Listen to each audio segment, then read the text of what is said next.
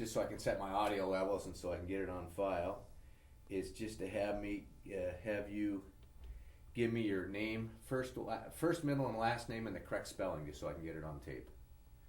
Jack Martin. And spell it? Yes. Just the last name. Oh, Martin. And what's your middle name? Connor, Conner. Great. All right. Now get myself into. Now I can't. You know, it's funny because you know all your parents' friends and stuff like that. But a lot of times I never know their history. Did you grow up in Olympia or did you transplant to Olympia? No. I was born in Olympia. Full life here. Huh? Your full life here. Good, yeah.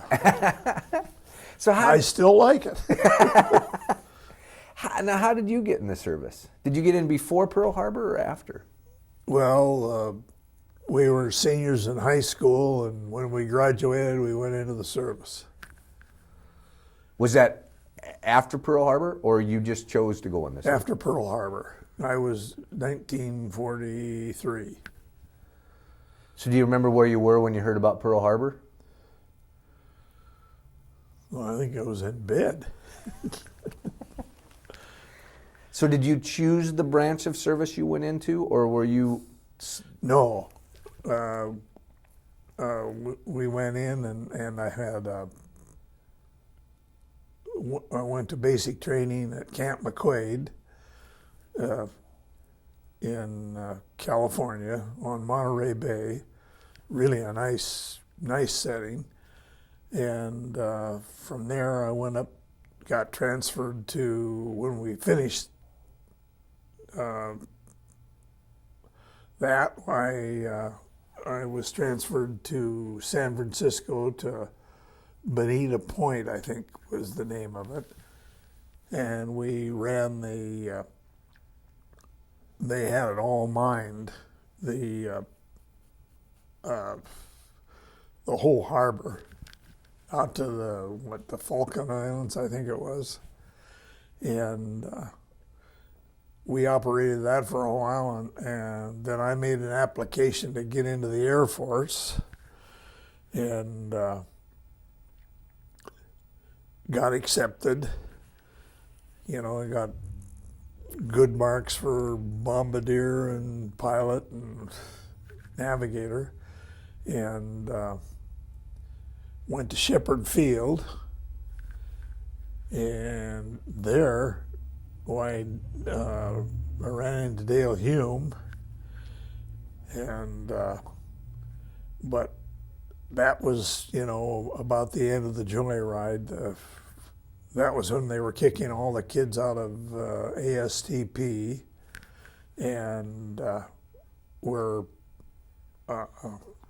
so we kicked all of a sudden out of the Air Force, and I joined the 414th and was in an anti-tank company. So did Dale follow you, or you just got No, So had you gone in with any buddies, or did you just go in by yourself when you went in? Did you have any other friends that you knew in the... No. So they were all from the Northwest, from every place. So was that exciting as a kid? Was that your first time out of Washington, really? Yeah. That's the amazing thing to think about, is these young kids that... Well, 18 years old, you know. So at that time, did you think it was kind of an adventure?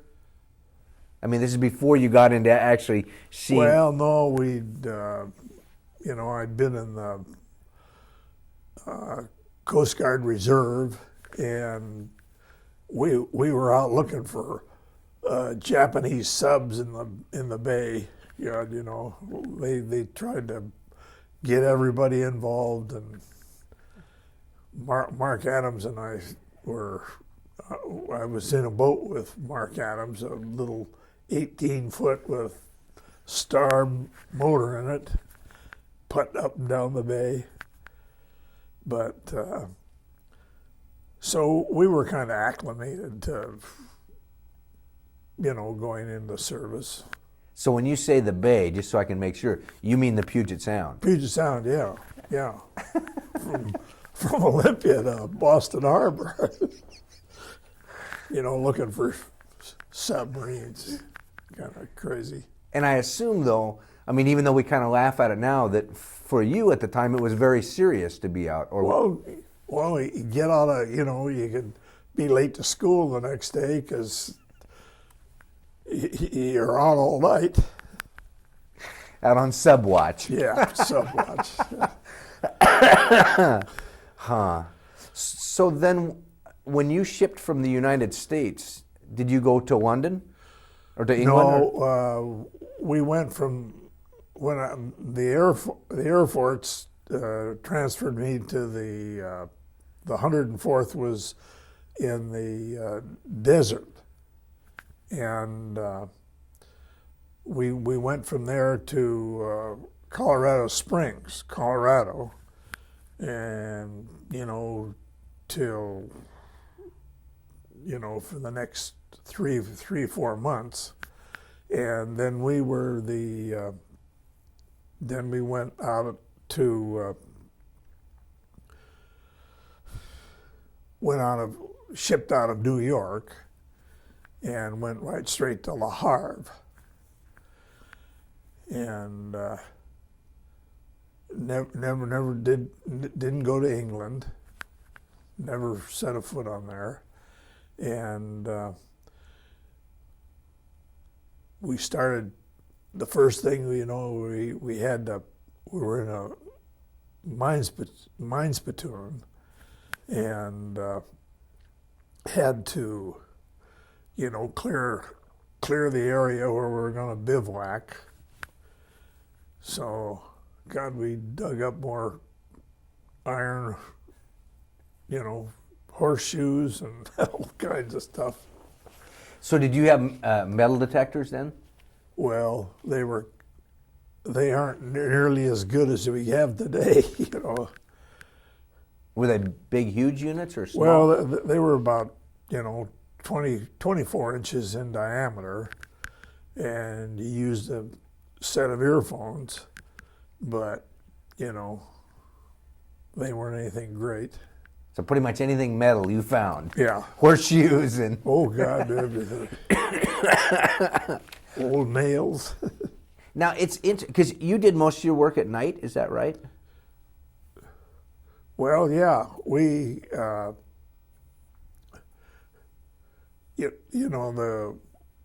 forward troops, or the guys that were, shooting at each other, they'd get pinned down, and some guy'd get wounded, and then they'd go out to bring him back, and hell, they'd step out of mine or something. So we had to, probe. The big danger was shoe mines, and but I have to say, the Germans were very precise. When you once figured out where, kind of the layout of the minefield, why, hell, you could get, you could go down with a shovel and 1, 2, 3, plunk it down and pop out the mine. But it was interesting. I would imagine you had to be at a pretty high level of nerves going through the minefield. Well, no, we're all in my company.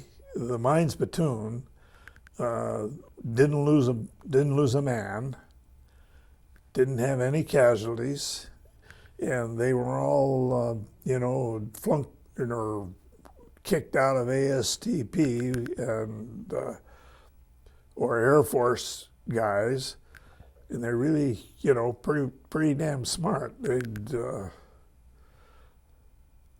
you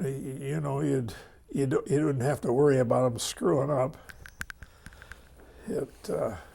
So how would you get them? Well, when you found a mine, did you see ground that had been disturbed or the metal detector? And then how did you get that mine out of the ground?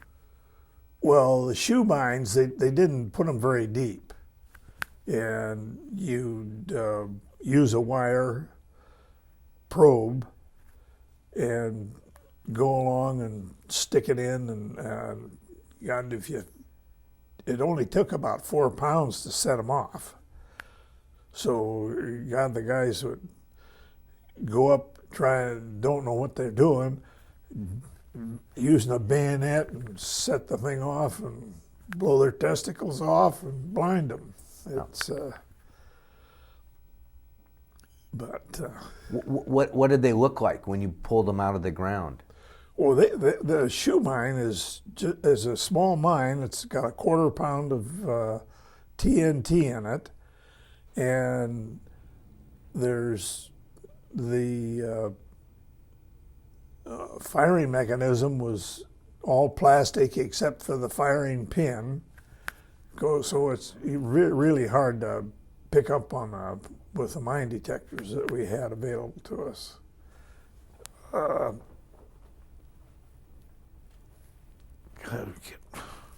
Nose run. Well, we had a lot of different jobs. We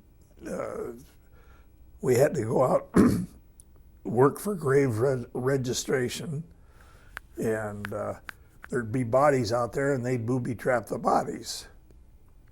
So the ground was frozen, and so we'd go and put a rope around them and hide behind a tree and jerk them and set off the mine.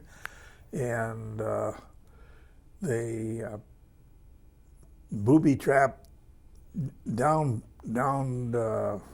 airplanes. They go in there and booby trap, so we'd have to go and unwire them, I guess. And is that how they were set off? Was it like a trip wire that set off, or was it a pressure plate, or? Well, the trip wire is, they'd bounce up about 6 to 9 feet, and then they'd go explode, and they had shrapnel in them. And it was either a pull on the wire would set them off, or if you cut the wire, it'd set them off. So it's a come and go.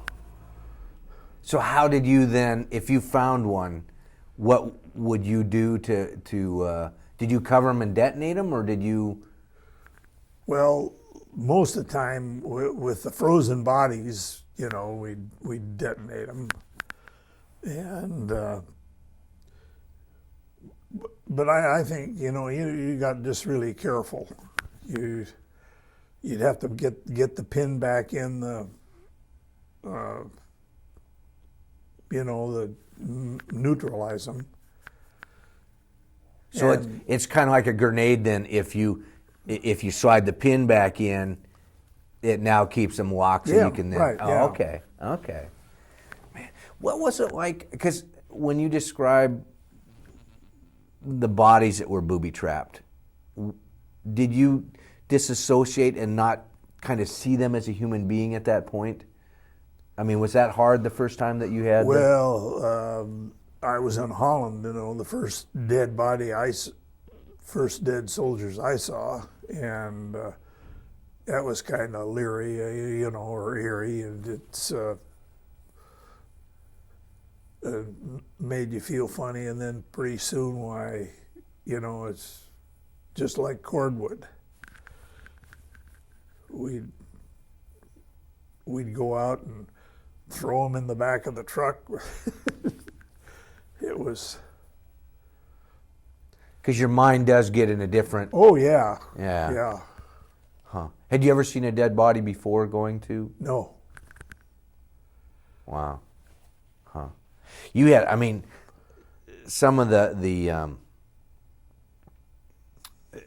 So you being the mine person, you guys were kind of right up on the front line, weren't you then? Were you right with the action? One nice thing, we got to ride in a truck. We were towing 3,000 pounds of mines behind us in a trailer, and we had all the detonators up in the truck, and you know, the mines are nitro starch, which, you know, God, you shoot a hole through it, you know, and it wouldn't go off. And one night we got strafed with or bombed with anti-personnel bombs, which, you know, they come down and fall out, and they go off, you know, right before they get to the ground. And God just blew the hell out of our trailer, but nothing went off. So you were not only taking mines out from the Germans, you were then putting mines. Oh yeah, we mined quite a few fields. Would you draw a map, or how would the American soldiers then kind of know where mines were? Well, we'd put you know, kind of a fence and say mines, and you know, they'd stay out of there.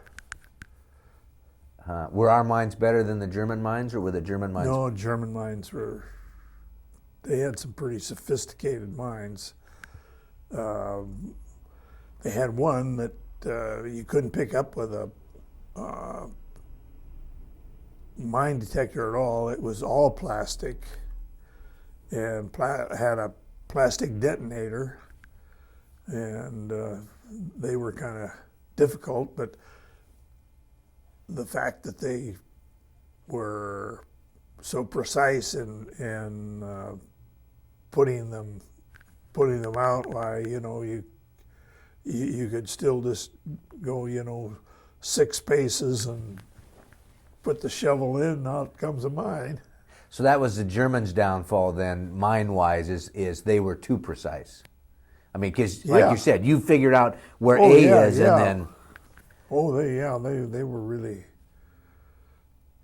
So did you mix yours up then when you put mines? Were they? Oh God, you know, I don't think, you know, you couldn't draw a diagram of our minefields. Wow. Do you remember some of the guys that were with you, the other mine guys, or is it all just a blur? Oh yeah, I'm about 3 or 4 names that I know. Now it was cold and nasty where you were most. Oh, it was freezing. It was, you know, during the bulge we were near Aachen, Germany, and the bulge went down south of us, and but it when it snowed, why they'd wear white uniforms, or, you know, like a sheet almost, and you couldn't hear the snow really softened. I mean, tank coming up or something else, you couldn't. It really muffled the sound. So were you guys prepared clothing-wise, or were you just cold and wet all the time? Well, you know, we had, what do you call them, muckalucks or something like that, you know. We were really well clothed, I think, you know, as far as for the, you know, the terrain we were in. And yeah, it was cold, but you kind of get used to that. Were you always on the move? Yeah, pretty much. So where did you stay? Where did you sleep then? In somebody's house. Yeah. We, would commandeer somebody's place. So when you came to a village, you'd either go find an empty house or you would just run the people out that were there, or? Well, we did not run into very many German citizens. I don't know, they must have pulled them all back. They went with their troops, because we really we ran into very few people. That must have been kind of weird coming into a village that's just empty, but all the houses are there and the stores are there, and oh God, they shot up the thing so bad. I really felt sorry for the Germans. They had to. The streets were just a big pile of rubble. And most of the buildings were brick and I-beams. Stuff was sturdy built. so when you found a house, a lot of times had it been bombed or? Oh yeah. Yeah. Huh. Food? Yeah, they didn't have the bed made for us. The maid wasn't waiting. No, I waited. Huh. It's pretty weird, having, of course, never been in that situation, but to think of that as a village, because the war was all over there. It was never on our land except Hawaii, but to think that these are little villages that families had been there, and now war just comes through and you commandeer a house and try to find some food here and there, I assume. And well, I have to say that they did a pretty good job of feeding us, and the mess sergeants or the cooks, were pretty good about, if it's possible to have a hot meal, you got a hot meal, and the rest of the time you got K rations or one of those nice. were any of them good? Did you have a favorite K ration? No, but I think they called it 4 and 10 or something like that. Yeah, they had even canned bacon. I mean, it really was a pretty fancy deal. Huh. Now, you ended up going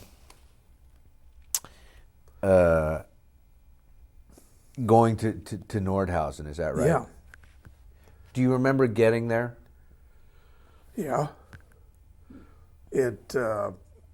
What they had were, they had dug through a sandstone or a limestone mountain that was about a mile wide, and went, a big hill, and they had two,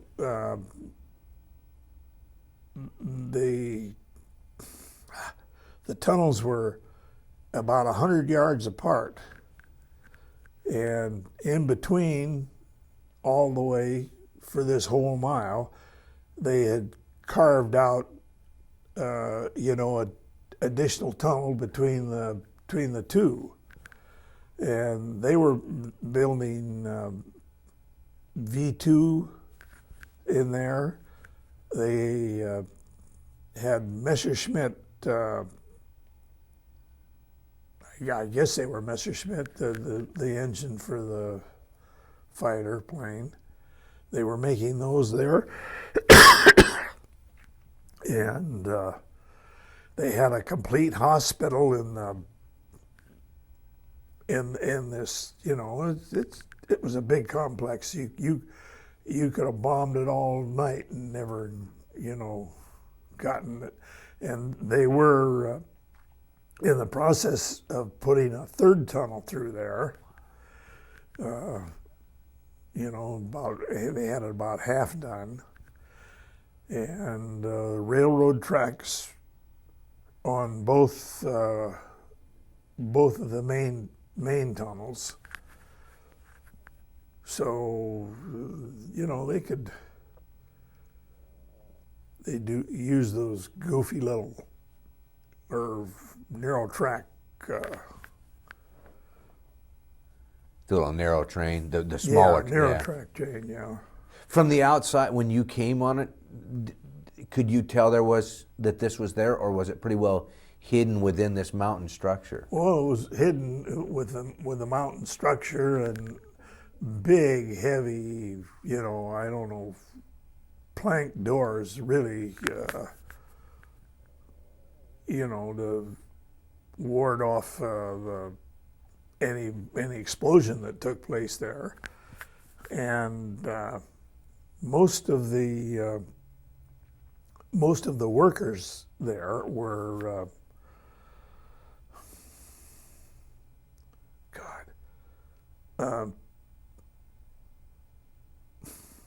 there are a lot of political. It wasn't from north of Germany, where were they Italians that they had in there? Or no, north. They had the because it wasn't a Jewish camp, right? It was a work camp. It was a work camp, and they worked those guys. They were knobby-kneed. I mean, the dead ones were, and our troops made the town of Nordhausen come out and pack them out and bury them. They had them piled up like cordwood, and I really don't think that the bulk of the people knew what was going on. The Burgermeister, I think that's what they call the mayor, and he and his wife, when they came out there, they went home and committed suicide. So, which was kind of an indication that, they didn't really know what was going on. Were the workers in the tunnels, or did they have some structures outside of the tunnels where the workers, the people that you found, were they outside of the tunnels or in those big tunnels? No, they were outside the tunnels. Did you have any warning to what you would be getting into? Oh, no. Nobody had the faintest idea? No. So when you got there, what did you think, that just another facility you were taking over? Or? Yeah, well,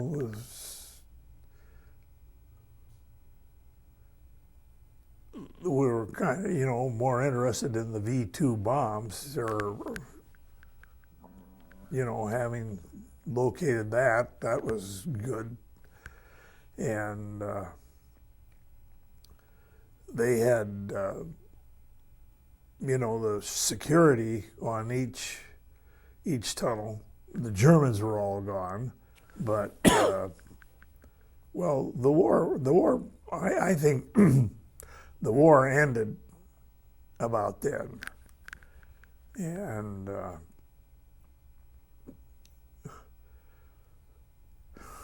so the guards and all the SS, they were pretty well gone. Yeah. Oh yeah.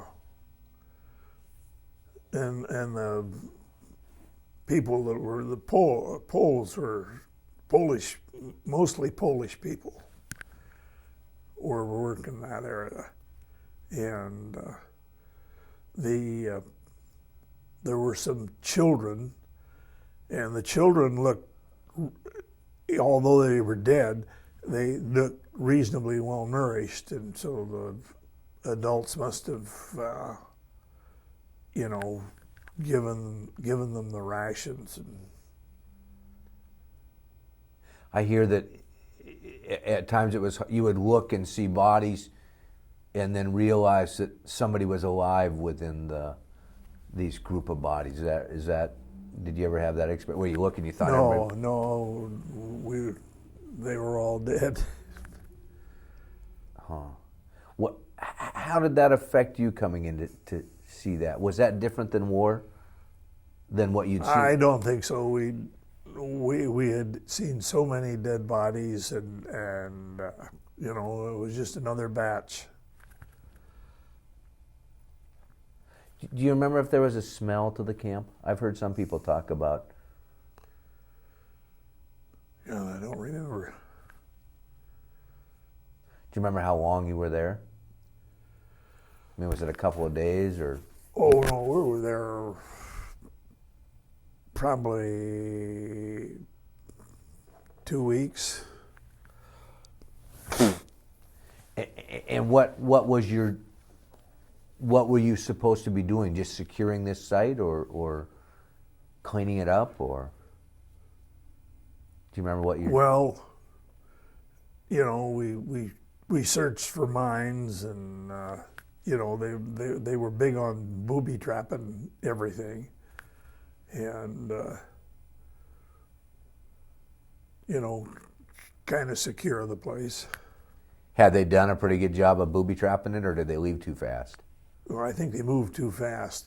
It was pretty, you know, the Germans were giving up, and they wanted to surrender to the Americans because the Russians weren't gonna. That's what I've heard. I said, well, the one gentleman said that the Germans were nothing compared to the Russians. Yeah. You didn't want to deal with them. What? So were the workers, were they housed in barracks then? Is that where they were at? Was it like a?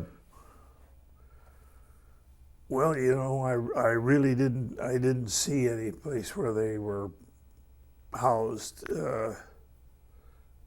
We, you know, went through the tunnels and, you know, checked the machinery and, you know, that stuff. But I didn't run across any place, you know, where there were mass people staying. So was it just as if whoever was working or starving, that they just fell down and died here and wherever it was that they ran out of? I mean, was it just this chaotic? Yeah. Yeah, they most of them starved to death. God, they were just skin and bones. I had taken a bunch of pictures of the people and brought them home. My wife didn't like those, and she burned them all, which was too bad. They're pretty hard to, I mean, because we've got some off the internet, and they're pretty hard to look at. I mean, it's hard to believe that somebody could starve somebody and work somebody that much. Yeah. Had they, when you were there were still prisoners there, right? There were still some prisoners alive? Yeah. Oh, yeah. So did you just open the gates and let them go, or do you remember how you took care of them? Well, first off, they couldn't, you know, you'd try to feed them, and, you know, as soon as they'd down our food, they'd throw up. You know, it was hard to get them any nourishment, but, yeah. So you believe that the people from the city that came out really didn't know what was going on? I think they didn't know. And their job when they came out was to take care of the dead and Oh yeah, we made them, you know, furnished them with shovels and go bury these dead people. They were carrying on doors, one at a time, you know. So. And you said it was just like cordwood. Oh yeah, just a bag of bones. Have you ever faced anything in your life since then that was as such a tragedy as that? I mean, is there anything that you can compare that to, or is that the worst thing you've seen in your life? No, I think this is the worst I've seen. Yeah. What? So, when you left the camp, did you turn it over to more troops coming in, or once you had gone and booby trapped it? And... Well, we were very early to come back to the United States because we were going to be redeployed to the Pacific. And so, you know, VJ Day or whatever it was. Victory over victory over Europe. Victory, yeah. And we got loaded on trains and in boxcars and things, and were sent back to the coast, got aboard a ship and went home. So do you think, because you saw the reality of war in your trek across Europe, Yeah. seeing the Nordhausen. When the bomb was dropped, do you have an opinion on the bomb?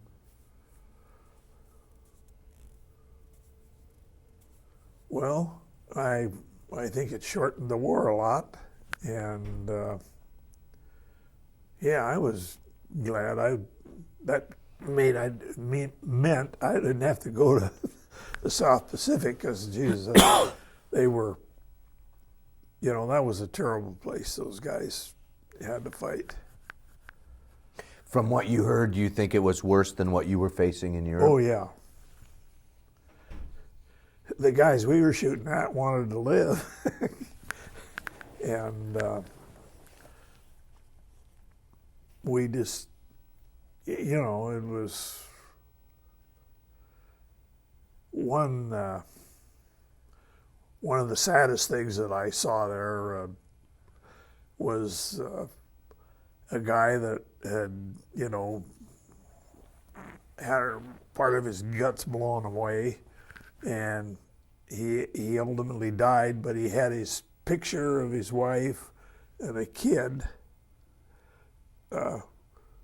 set up there, so he's kind of saying goodbye to them. He was an American soldier or a German soldier? Huh? He was an American soldier or a German? No, a German soldier. German soldier. Yeah. That's again, the tragedy. It's interesting because you put it in a very key term, and I never thought about that. The people that you fought against wanted to live. Yeah. South Pacific. Yeah. Die for the emperor. That must, I never thought about that, but that really would make a different war condition. Oh yeah.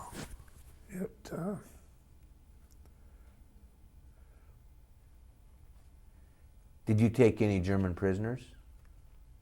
No.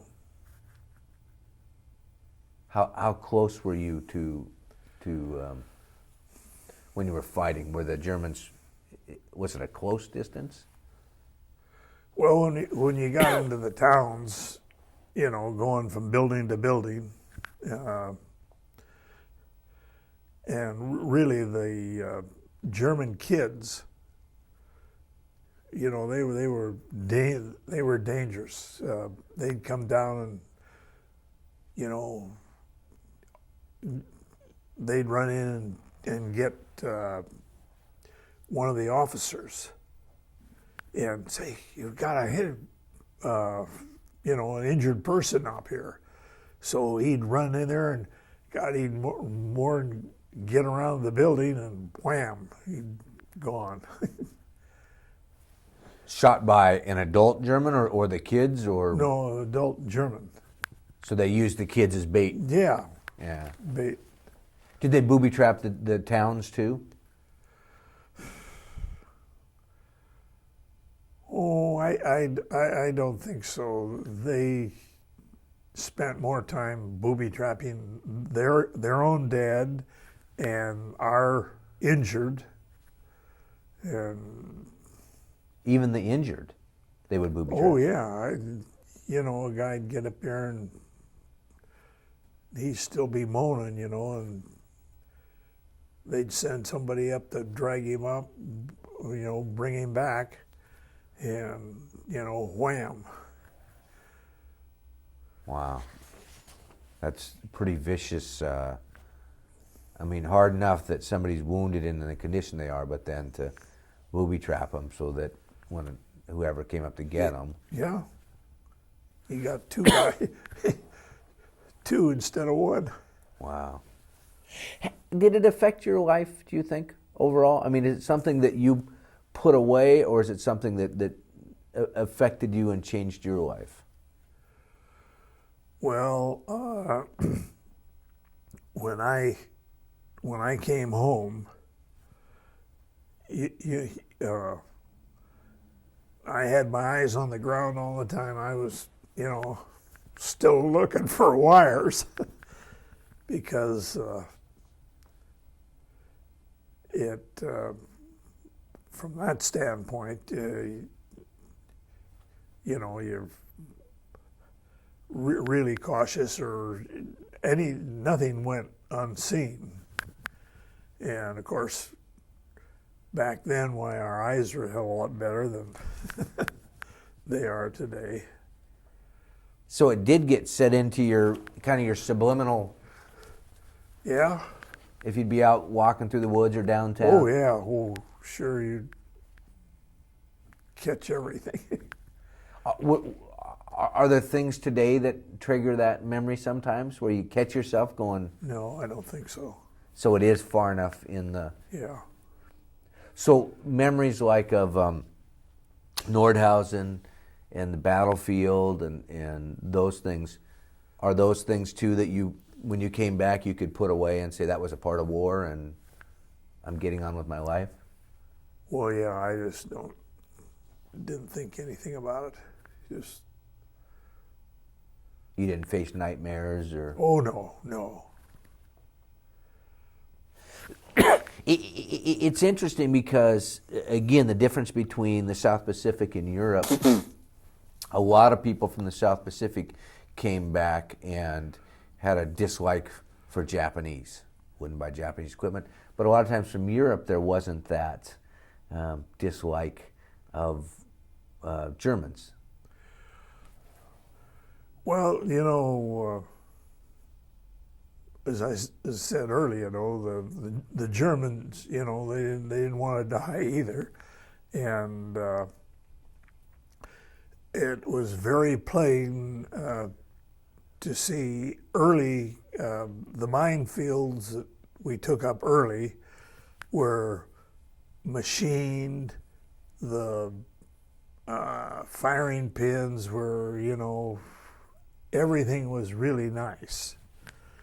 And the further into Germany you got, the more kind of slipshod, they were trying to make them fast. And it was, there was a difference there. So when you got done with the war, I know you were friends with my dad, a Schmidt, a German. Was there that association that, oh, you're a German and that's who we fought, or? No. So it was in your mind, was it a war against a country then versus a specific person? Oh. Well, the type of resentment that we didn't have that. What was your best part about being in the service for you?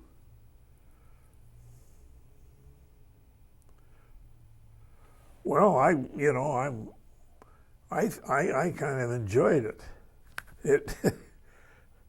We got to go a lot of places and see a lot of things, and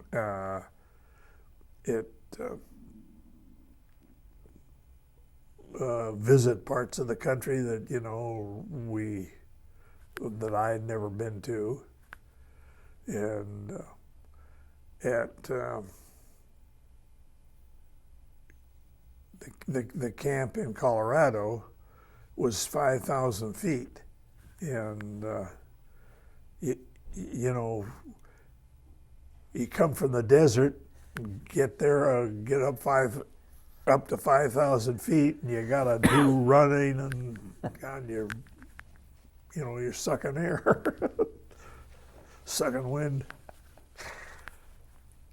What was the worst part of the service for you?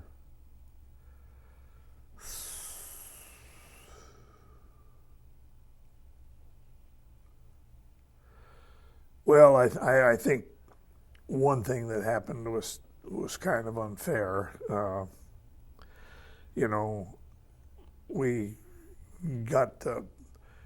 We were moving up, and so we had to haul all the officers' stuff, put it on the porch, and where they're bivouacking. And so God, they had a whole case of VAT 69 and a whole bunch of bottles of mixed stuff. And I said, we got to go liberate that during the night. So we were, another guy and I, Charles Moulton, and we went to do that, and I wanted to take the whole case of VAT 69, and he says, "Oh no, we just gotta take a bottle." And so we're arguing about that, and the cook comes from the straddle trench and catches us. So he reports us to the officers, and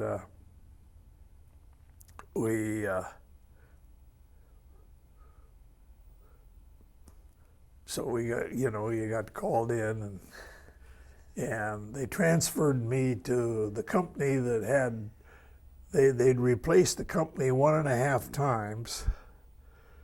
They'd had that many casualties. So they shipped me over to that thing. And I kind of thought that was unfair to do, but they were glad to have me, God, you got a mines platoon guy. Pretty stiff punishment for stealing a little hooch there. Yeah. And, they said, "Well, don't you know the officers have to buy that?" And I said, "Well, I got some money. I'll buy some too." We didn't have any alcoholic beverage. Yeah, there definitely was a discrimination. Yeah. In there, yeah. Huh. When you see all that's happening today in the world, and you look back to World War II, do you still think do you think it was worth it? Did it accomplish something? Oh, I really think that wars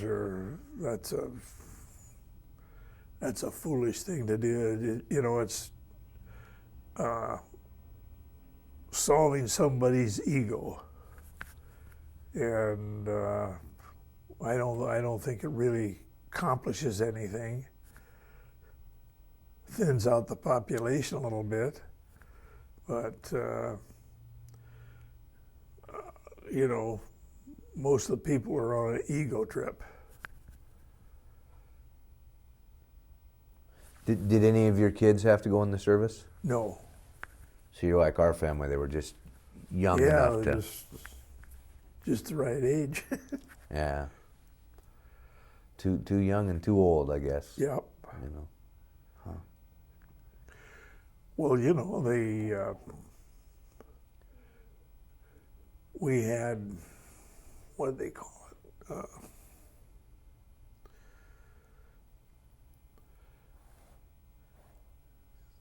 The guy that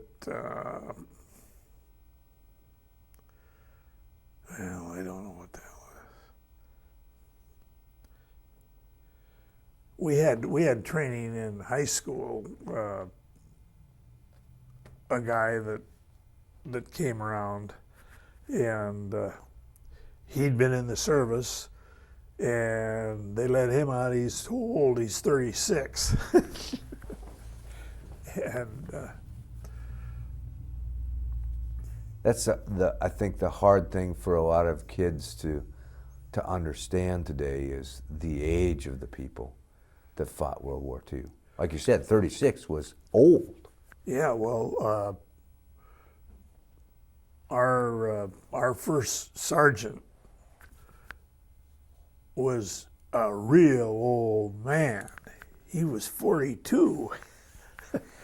He treated us like, his kids. Made sure we doing stuff right.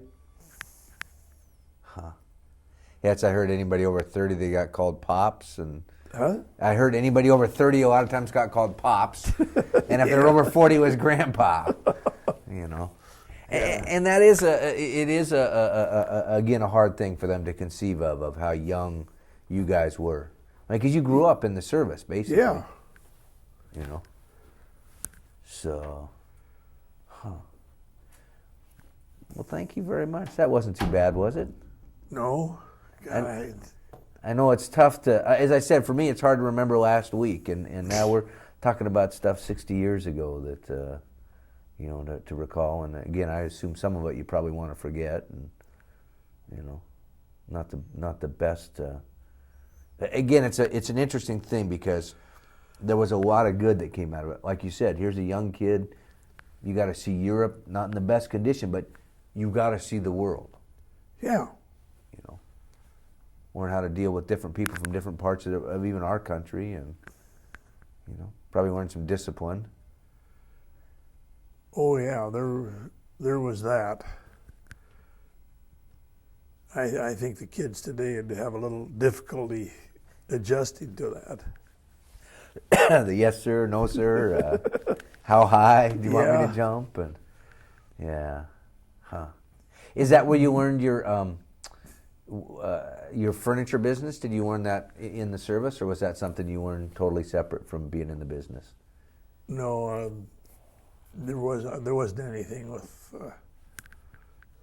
Nothing that came over, no training No. that you had that. But if you needed to make mines, you learned that in the. Yeah. Well, let me get you unmiked.